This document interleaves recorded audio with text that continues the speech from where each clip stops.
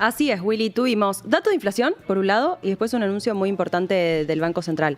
¿Quieren que empecemos por el dato de inflación? Donde vos quieras. Tenemos ahí para mostrar la placa, Maru, si puede ser, donde ayer finalmente se confirmó cuál fue el dato de inflación del mes de julio. 2,1% dio en líneas con lo esperado. Esto no, digamos, no destaca el número en sí, ya sea por o muy optimista o muy pesimista, está en líneas con lo esperado. Sí que teníamos el dato de Cava que había dado más cerca del 3%, y eso se explica también porque hay diferencias a nivel regional. Por ejemplo, cuando me puse a ver el informe, el dato en San Luis, por ejemplo, el IPC había dado más cerca del 1,5. O sea que fíjense lo que es también la diferencia entre regiones. Acá hay un fuerte componente estacional en este mes en concreto, y también una suba más marcada en lo que tiene que ver con servicios que corren más a una velocidad del 3%. Sin embargo, me parece un dato interesante para destacar, la inflación núcleo se mantiene como estaba antes, o incluso hasta un poquito más bajo, una décima, un poquito más bajo,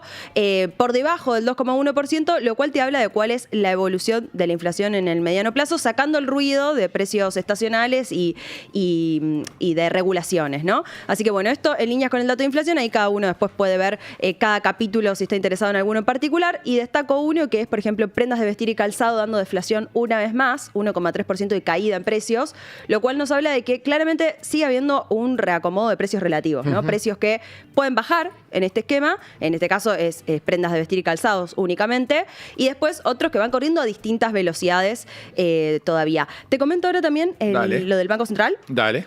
Bien, el día de ayer tuvimos una información con respecto al Banco Central, que también, Maru, ahí tenemos un link para mostrar, que tiene que ver con que se flexibiliza la posibilidad de los bancos de prestar dólares, de dar créditos en dólares y en este caso hay que hacer hincapié particular, porque no es a personas físicas, sino a personas jurídicas, a empresas.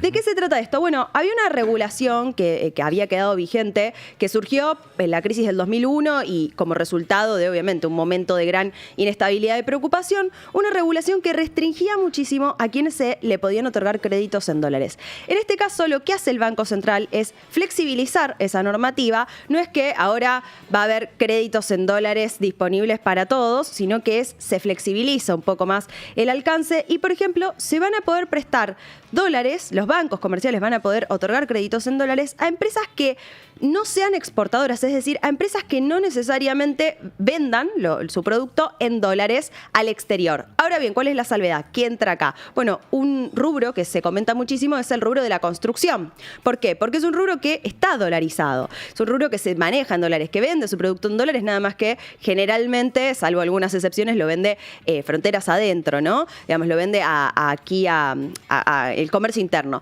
Entonces, ¿qué me parece datos importantes para comentarles en relación con esto? Porque hay muchos números o porcentajes que andan dando vuelta, y para despejar algún tipo de incertidumbre, estos datos que presentaba el Ministerio de Economía el día de ayer, el encaje normativo, es decir, ese porcentaje que los bancos no pueden prestar de los depósitos, sigue siendo el 25%. El encaje no se modifica.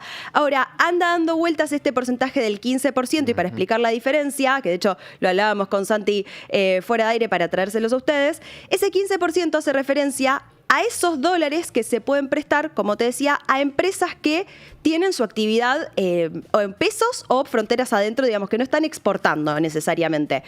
Me parece importante decirlo, si bajamos un poquito, está, bueno, lo leo yo que lo tengo acá, a tal fin el Banco Central establecerá que las financiaciones provenientes de los depósitos en moneda extranjera, los créditos en dólares, se pueden otorgar, fíjense, no pueden superar el 15% de los depósitos en moneda extranjera de cada entidad financiera. Esto es puntualmente aquellas empresas que no estén vendiendo al exterior. Algunos datos que les dejo, son datos que nos otorgó el Ministerio de Economía.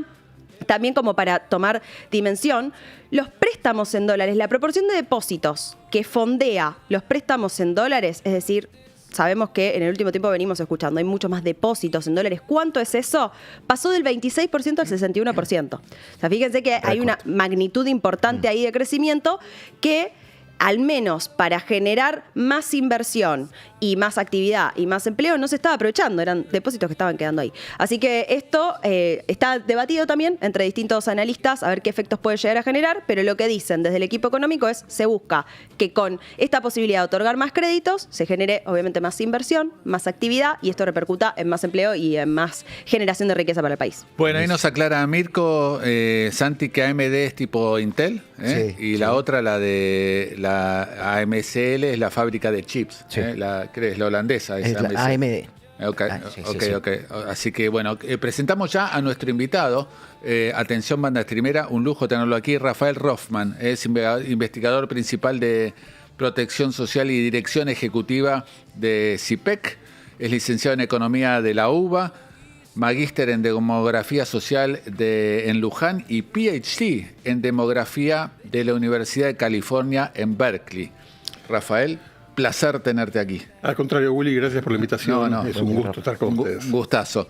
Pregunta que, ¿viste la típica pregunta, Yashi, que haces y que la respuesta puede durar 3 días más o menos? ¿Cómo la ves? No, esa no.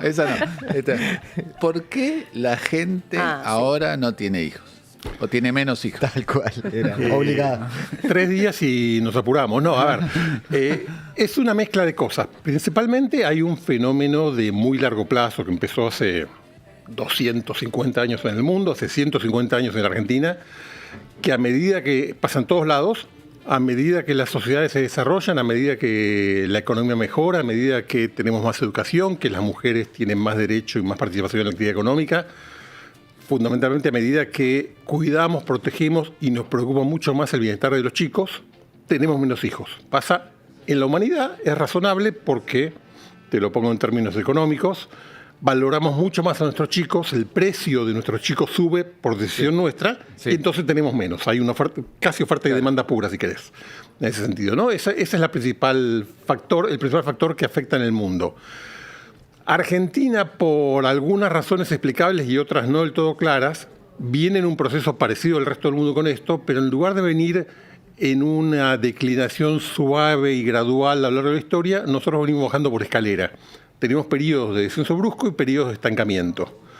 En lo que va de este siglo tuvimos un periodo de mucho estancamiento muy fuerte entre el 2005 y el 2015. Sí. La fecundidad no solo no bajó, sino que subió un poquito, a diferencia de lo que pasaba en el resto de América Latina y en el mundo. Y del 2015 para acá se derrumbó. Se cayó como un piano. Con lo cual compensamos lo que no habíamos bajado antes. Se cayó como un piano, bajó un 50% en 10 años. Es rapidísimo, obviamente. Y que tiene muchas consecuencias económicas. Sí, después por todos lados, sociales, económicas, pega por todos lados. Por todos lados. Y hay que responder a eso, ¿no? Pero fue muy rápido. Después hablamos de las consecuencias, pero las causas, las causas de corto plazo. ¿Qué pasa en esta gente? Mira, los de atrás de ahí, acá Santi Escobar que no tiene hijos. La gente joven que todos esos delincuentes de atrás que no tienen hijos. ¿Qué pasa? No, las causas tienen que ver. Yo anoté 3, ¿eh? A ver, dale, ¿cuál es? Yo anoté 3. ¿Qué tenés? 3 hijos. 3 hijos, pensé que 3 causas. Josefina y Malena, 3. Vos estás por sobre el promedio, compensaste ya alguno de tus socios acá. Exacto. No,